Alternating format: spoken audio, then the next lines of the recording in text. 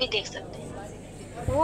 मैं उन microbial sources को ढूंढ रही हूँ जो एक ऐसा एंजाइम प्रोड्यूस करें। एंजाइम को मैं ऐसे एज अ केमिकल बोल सकती हूँ जो कि आपकी बॉडी में रिएक्शंस को रेगुलेट करते हैं या रिएक्शंस को बढ़ाते हैं, रिएक्शंस को एनर्जी देते हैं। आपकी बॉडी में जो भी नॉर्मल काम हो रहा है, ये एंजाइम उसको एक प्लेटफॉर्म प्रोवाइड करते हैं, उसको एनर्जी देते हैं। तो उन माइक्रोबियल सोर्स से हम एक ऐसा एंजाइम निकालने की कोशिश कर रहे हैं जो इन कैंसर सेल्स के खाने को मार सकता है। जो हमारी बॉडी की नॉर्मल सेल्स होती हैं, उनको भी ग्रो करने के लिए कुछ न्यूट्रिएंट्स चाहिए होते हैं। जैसे हम सबको अपनी लाइफ में ग्रो करने के लिए खाना चाहिए होता है, हमें जीने के लिए खाना चाहिए, वैसे हमारी बॉडी में जो सेल्स हैं, उनको भी जीने के लिए खाना चाहिए। इसी तरह जो कैंसर ग्रो करता है हमारी बॉडी में, जो कैंसर की सेल्स हैं, उनको भी ग्रो करने के लिए खाना चाहिए। तो बेसिकली हम उनके खाने को ही टारगेट करते हैं, हम उनके खाने को ही टारगेट कर रहे हैं। जैसे कि बॉडी में एक अमीनो एसिड होता है एस्पैराजिन। प्रोटीन्स जो बॉडी में, आप जैसे बोलते हैं कि दाल में प्रोटीन होता है, वैसे ही बॉडी में जितने भी प्रोटीन्स हैं वो सब किस अमीनो एसिड से मिलके बने होते हैं। तो यही अमीनो एसिड उन कैंसर सेल्स को एज अ फूड प्रोवाइड हो रहे हैं। बॉडी को वो जो कैंसर सेल्स हैं वो इन अमीनो एसिड्स को एज अ फूड खा रही हैं। हम बेसिकली जो माइक्रोबियल सोर्सेज से वो एंजाइम ढूंढ रहे हैं जो इन फूड को ब्रेक कर सके। ऑब्वियस सी बात है, हम जब किसी को खाना नहीं देंगे तो उसकी ग्रोथ रुक जाएगी। अगर आप खाना ना खाएं 4 दिन में, तो हो सकता है आपकी ग्रोथ रुक जाए, आप मर जाएं। हम कैंसर सेल्स के लिए भी यही चीज अप्लाई कर रहे हैं कि हम उनको खाना ना दें। अगर हम उनको वो जो चीज खा के बड़े हो रही हैं, बढ़ रहा है वो कैंसर, अगर हम उसको ही मार दें तो कैंसर हमारी बॉडी में रुक जाएगा। तो मैंने ऐसे ही कुछ माइक्रोबियल सोर्सेज पे काम किया है। मैं फंगस पे काम कर रही हूँ। मैंने कुछ फंगस भी आइसोलेट किए हैं जो ये एंजाइम प्रोड्यूस करते हैं, और हमने सक्सेसफुली वो फंगस आइसोलेट भी कर लिए हैं जो इस एंजाइम को प्रोड्यूस कर रहे हैं। और इस एंजाइम का नाम है एल एस्पेराजिनेज। ये एंजाइम एक अमीनो एसिड को ब्रेक करता है, एस्पेराजिन को, एस्पार्टिक एसिड और अमोनिया। बेसिकली हम इतना डीप नहीं जाते इसमें। तो इससे क्या होता है, जो कैंसर सेल्स का फूड होता है वो ब्रेक हो जाता है, और कैंसर सेल्स का फूड ब्रेक हो जाता है तो कैंसर सेल्स उसको एज अ फूड टेकअप नहीं कर पाती, तो वो डाई हो जाती हैं। बेसिकली हमारा मेन जो काम है वो यही है कि ऐसे माइक्रोबियल सोर्स को ढूंढना जो इस एंजाइम को प्रोड्यूस कर रहे हो। और अब तक हमने 4 ऐसे माइक्रोबियल सोर्स ढूंढ भी लिए हैं सक्सेसफुली। हम उनका पेटेंट कराने की भी कोशिश कर रहे हैं। ऐसे 4 हमने माइक्रोबियल सोर्स ढूंढे हैं जो एस्परजिनेज एंजाइम को प्रोड्यूस कर रहे हैं। तो इसके मैं आपको कुछ सिम्टम्स बता देती हूँ कि सिम्टम्स क्या क्या हो सकते हैं। जैसे आपकी बॉडी में अचानक वजन बढ़ जाना, बहुत थकान या कमजोरी महसूस होना, आपको ऐसा कुछ गांठ जैसा फील होना, ऐसा लंप जैसे गुच्छा होता है बॉडी में, ऐसा कुछ गुच्छा जैसा उभार ऐसा आपको लगना, ये बहुत बेसिक सिम्टम्स आप फील कर सकते हैं।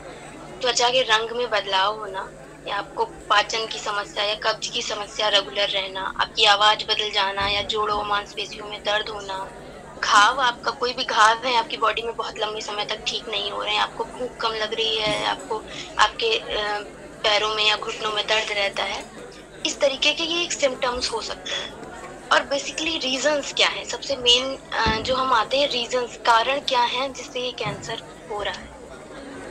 बहुत आम तरीके से अगर भारत में देखा जाए तो तंबाकू खाना या सिगरेट पीना बहुत कॉमन है कि लोग तंबाकू और सिगरेट बहुत खाते हैं। मतलब मेल्स में तो ये यूजुअली देखा जा सकता है। दूसरा हो गया अल्कोहल, शराब का कंजम्पशन करना। कुछ वायरसेस, ये भी एक ऐसे माइक्रोब्स हैं जो आपको दिखाई नहीं देते। या और मेन रीजन है अनहेल्दी फूड खाना। आजकल के जो लोगों की जीवन शैली इतनी खराब हो गई है, या जो अनहेल्दी फूड्स है, कहते हैं ना सब्जियों को बिना धोए नहीं खाना, क्योंकि हो सकता है उनमें ऐसा केमिकल का ट्रीटमेंट हो रहा हो। आप उनको बिना धोए खाएंगे तो आपकी बॉडी में डायरेक्ट कैंसर कॉज कर सकते हैं।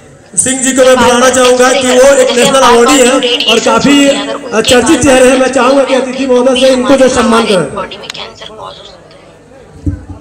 कैंसर के जैसे कि बोलते हैं स्टेज होते हैं, स्टेज 1, स्टेज 2, स्टेज 3।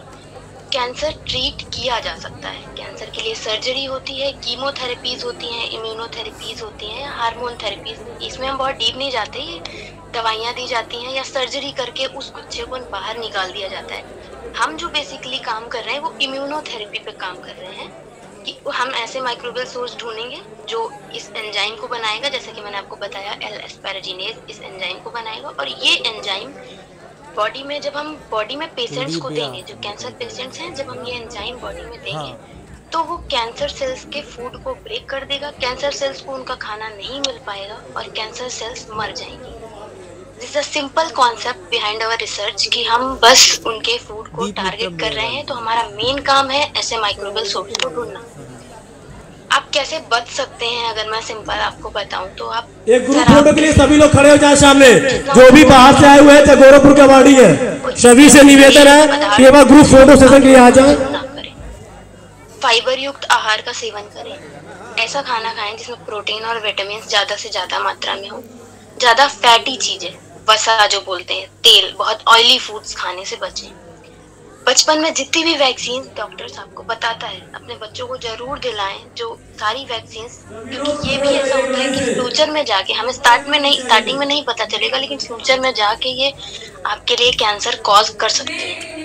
बहुत ज्यादा डिप्रेशन में ना रहें, तनाव से बचें और एक हेल्दी लाइफ जिए। और मैंने आपको मैं एट द एंड यही बोलना चाहूंगी कि कैंसर एक कोई ऐसी बीमारी नहीं है जो ट्रीट नहीं करी जा सकती। बहुत पेशेंस के साथ, बहुत हम प्यार से चीजों को ट्रीट भी कर सकते हैं। अगर ये हो भी जाता है, हमारे आसपास बहुत ऐसे लोग होते हैं, क्योंकि आजकल इंडिया में भी मैं एक साल में कहूँ तो 12 से 15 मिलियन कैंसर के केसेस आ रहे हैं। तो जो अगर आसपास आपके कोई ऐसा पेशेंट है जिसको कैंसर है, ऐसा नहीं है कि ये कोई छुआछूत की बीमारी है कि आप उसके पास बैठेंगे तो आपको हो जाएगा। आप बहुत धैर्य से चीजों को लोगों को ट्रीट भी कर सकते हैं। और कैंसर एक ऐसी बीमारी है जिससे लड़ा भी जा सकता है, क्योंकि बहुत सारे ऐसे इस टाइम पे जो उपचार हैं कैंसर के लिए हैं, और हम रिसर्च के क्षेत्र में और भी सॉल्यूशंस क्या क्या हो सकते हैं कैंसर के, उन पे काम कर रहे हैं।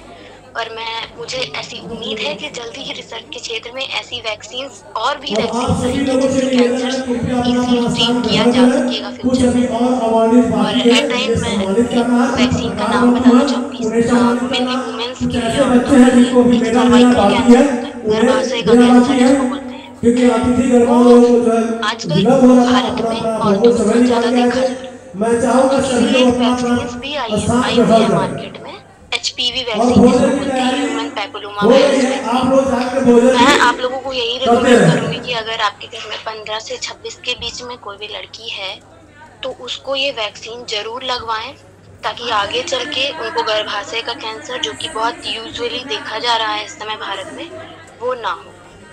मुझे लगता है मैंने अपनी टॉक खत्म कर दिया। अगर किसी को कोई क्वेश्चन है या कुछ पूछना है तो वो पूछ सकता है। अपर्णा, बहुत अच्छा लगा कि आप हमारे इससे जुड़ी हुई हैं।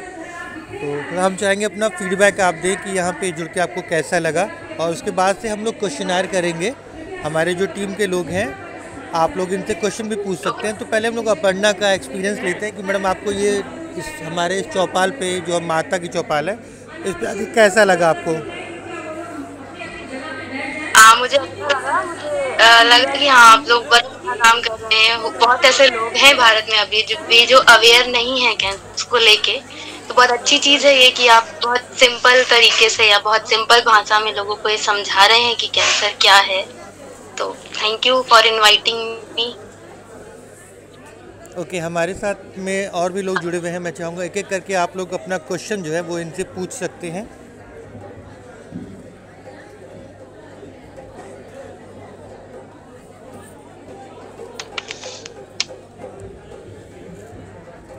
अशोक सर, आप कुछ पूछना चाहते तो मैं चाहूँगा कि आप पूछें प्लीज़।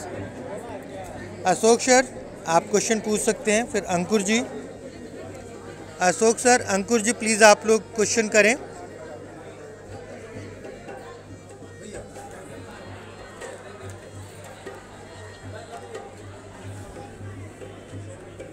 अंकुर जी, क्वेश्चन पूछिए।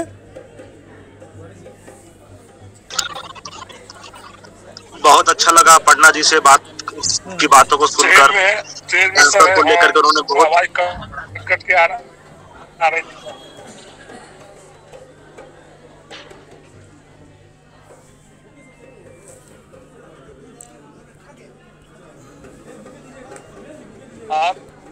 प्रणाम मैम, अपर्णा मैम, जय श्री कृष्णा।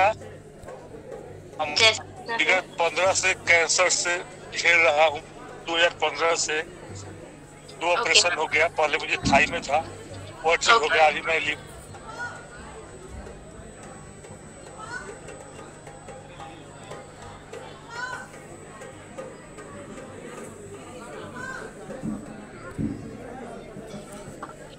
मुझे लग रहा है कि अशोक सर ने कुछ क्वेश्चन पूछा, आप पढ़ना उनका जवाब देना पसंद करेंगी? और भी लोग क्वेश्चन पूछ रहे हैं। हम लोगों को एक प्रेरणा मिलती है, मरकर भी अमर हो जाए ऐसी सांस होनी चाहिए, मरकर भी सर मैं पूछ लूं कुछ क्वेश्चन, मैं बात कर लूं। कफन तिरंगा ओठों पे, कफन तिरंगा ओठों पे ऐसी मुस्कान होनी हेलो चाहिए। दीप सर, कितनी उज्ज्वल है हमारी सांस्कृतिक विरासत, आपकी तालियों से ऐसी जान। ठीक है मैं ही स्टार्ट करता हूँ फिर। अपर्णा जी आपकी बातों को सुन के बहुत अच्छा लगा। डॉक्टर आप ऐसी बात कर रहे थे जैसे डॉक्टर की तरह आप बात कर रही थी, और आप बायोटेक्नोलॉजी से पोस्ट ग्रेजुएट कर रही हैं, तो बहुत अच्छा लगा। मैं आपको बता दूं कि मुझे डर लगता है कि कहीं मुझे कोई बीमारी ऐसी ना हो जाए कैंसर जैसी, तो आपकी बातों को सुन के मुझे लगा कि ट्रीट अगर किया जा सकता है तो इसका खर्चा कितना आता है। जैसे कि आपने बोला कि जो इम्यूनो से आप जो एंजाइम को मार सकते हैं, फूड जो लेता है, गुच्छा जो फूड लेता है, तो वो फूड को हम लोगों को क्या करना है, फूड को उसके जो फूड ले रहा है उसके फूड को मार देना है, वो फूड नहीं ले पाएगा, इसलिए खत्म हो जाएगा। तो इसमें खर्चा कितना आता है, इसमें पैसे का खर्चा कितना आता है, बता सकते हैं क्या? 1-2 क्वेश्चन कर लीजिएगा रिकॉर्ड के लिए। एक्चुअली देखिए, अगर मैं बहुत ऑनेस्टली बोलूँ तो भारत में कैंसर का इलाज बहुत महंगा है, इसीलिए हम ऐसे सॉल्यूशंस पे काम कर रहे हैं। मैं वही आपको बता रही हूँ कि अब हम ऐसे सॉल्यूशंस पे काम कर रहे हैं मार्केट में, जो डोजेज आ रही हैं, जैसे मैंने आपको एंजाइम बताया एस्पैराजिनेज, इसके मार्केट में बहुत सारी डोजेज हैं। और जितना मुझे आइडिया है, एक्चुअली मैं डॉक्टर नहीं हूँ, मैं रिसर्च पे काम कर रही हूँ, लेकिन मैं इतना आइडिया है मुझे, महंगा है, बट जो एस्परजिनेस के डोजेज हैं वो इतने भी महंगे नहीं है। मैं बहुत एस्टिमेट एक आपको नहीं बता सकती कि कितना कॉस्ट है इसका। मैं जिस एरिया में काम कर रही हूँ तो मेरा मेन फोकस यही है कि अब जितनी भी एस्परजिनेस के अगर जो डोजेज मार्केट में आ रहे हैं, जो भी दवाइयाँ आगे मार्केट में आ रही हैं, वो कम से कम पैसे में लोगों को अवेलेबल हो सके, इसीलिए हम बहुत ज्यादा से ज्यादा इस एरिया में काम कर रहे हैं। सभी लोगों से निवेदन है कि बगल में कार्यक्रम। चलिए ठीक है, बहुत अच्छा लगा आपसे बात करके। आप जो आगे किसी और को मौका देते हैं, आगे दीप सर, अशोक सर, काजल मैम, ड्रैगन आईडी से जितने लोग जुड़े हैं 1 by 1 क्वेश्चन पूछ लें, जो भी क्लैरिटी चाहिए ले लें। हेलो